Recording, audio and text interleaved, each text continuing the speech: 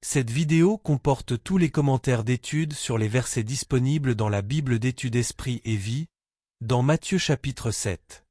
Chapitre 7, verset 1. Ne jugez point. Jésus condamne la mauvaise habitude que nous avons de critiquer les autres tout en fermant les yeux sur nos propres fautes. Les croyants doivent se conformer au modèle divin en matière de justice avant d'essayer d'examiner et d'influencer la conduite des autres chrétiens, versets 3 à 5. Juger d'une manière injuste comprend également le fait de condamner celui qui a mal agi sans vraiment désirer voir l'offenseur revenir à Dieu et à ses voies, Luc 6 versets 36 à 37. Premièrement, Christ ne nie pas la nécessité d'exercer un certain degré de discernement et de jugement lorsque d'autres personnes commettent un péché. Dans d'autres passages de l'Écriture, il nous dit de dénoncer les faux bergers qui sévissent au sein de l'Église, verset 15, et d'évaluer le comportement des individus, verset 6, voir Jean 7 verset 24, 1 Corinthiens 5 verset 12, voir Galates 1 verset 9, note, 1 Timothée 4 verset 1, note, 1 Jean 4 verset 1. Deuxièmement, ce verset ne doit pas être utilisé comme une excuse pour faire preuve de laxisme dans l'exercice de la discipline au sein de l'Église, voir chapitre 18 verset 15, note. Versets 7 et 8. Demandez, cherchez, frappez. Jésus nous encourage à persévérer dans la prière. Le temps des verbes grecs du verset 8 exprime une action continue. Cela signifie que nous devons continuer à demander, à chercher et à frapper. Le fait de demander sous-entend que l'on est conscient d'un besoin et que l'on croit que Dieu entend nos prières. Le fait de chercher sous-entend que l'on demande avec ferveur tout en obéissant à la volonté de Dieu. Frapper sous-entend que l'on persévère et que l'on continue de venir à Dieu même lorsque sa réponse se fait tarder. La promesse, faite par Christ, de donner à ceux qui demandent se fonde sur. Premièrement, le fait de rechercher d'abord le royaume de Dieu, voir 6 verset 33, note. Deuxièmement, le fait de reconnaître la bonté et l'amour paternel de Dieu, chapitre 6 verset 8, 7 verset 11, Jean 15 verset 16, 16 versets 23 et 26, Colossiens 1 verset 9 à 12. Troisièmement, le fait de prier selon la volonté de Dieu, Marc 11 verset 24, Jean 21 verset 22, 1 Jean 5 verset 14. Quatrièmement, le fait de maintenir la communion avec Christ, Jean 15 verset 7, et cinquièmement, le fait d'obéir à Christ, 1 Jean 3 verset 22, voir l'article sur la prière efficace. Page 552. Verset 11. Votre Père donnera-t-il de bonnes choses? Christ promet que le Père céleste ne décevra pas ses enfants. Il nous aime plus qu'un bon Père terrestre n'aime ses enfants, et il veut que nous lui demandions tout ce dont nous avons besoin, promettant de nous donner ce qui est bon. Il désire apporter des solutions à nos problèmes et pourvoir à nos besoins quotidiens.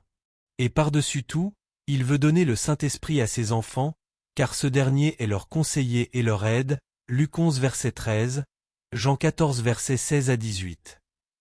Verset 14. Étroite est la porte et il y en a peu qui les trouvent.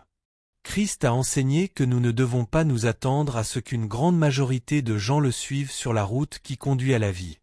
Premièrement, en comparaison, peu de gens entreront par la petite porte qui mène à la vraie repentance et par conséquent se priveront eux-mêmes de Jésus. Peu s'attacheront avec sincérité à suivre ses commandements, peu rechercheront avec ferveur son royaume et sa justice, et peu persévéreront jusqu'à la fin avec une foi, une pureté et un amour authentique.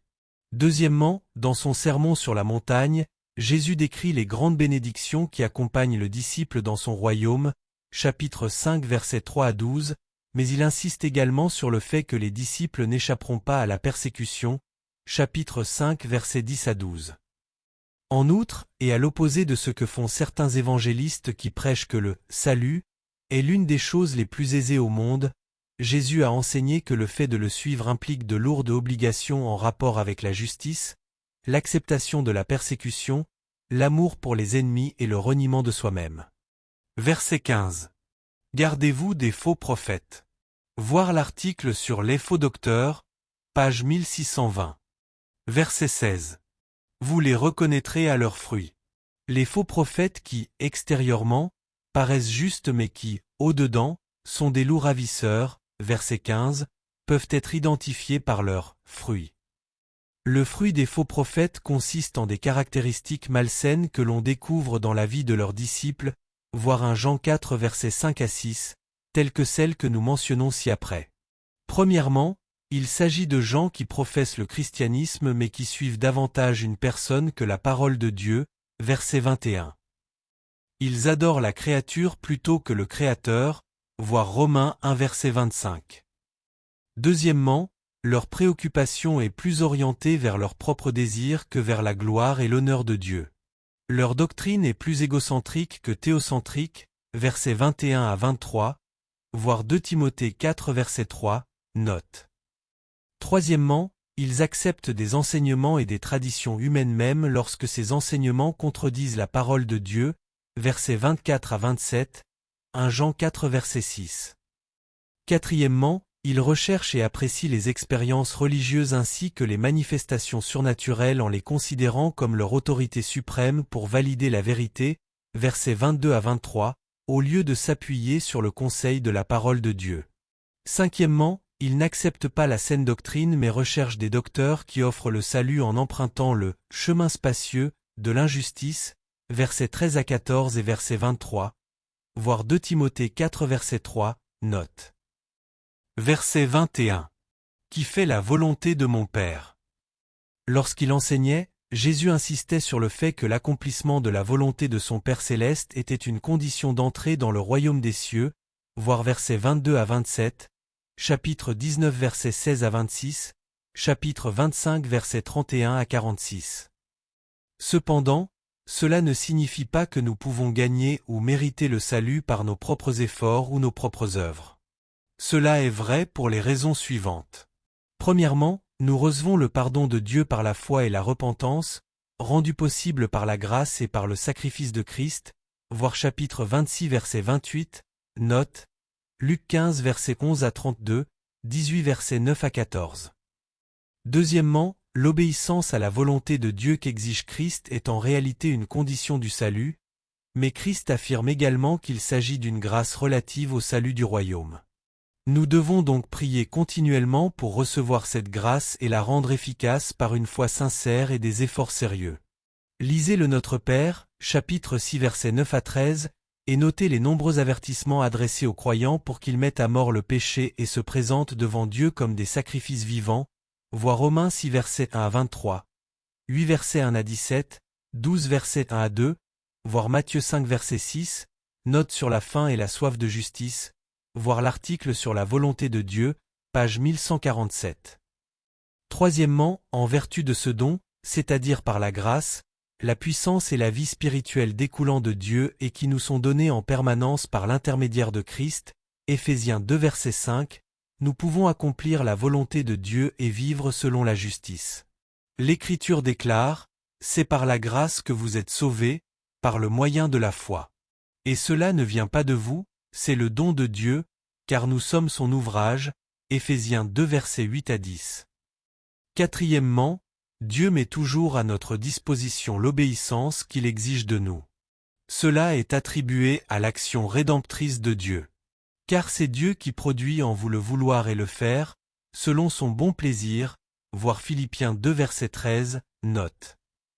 Cependant, le don de la grâce de Dieu n'annule en rien la responsabilité ou l'action de l'homme.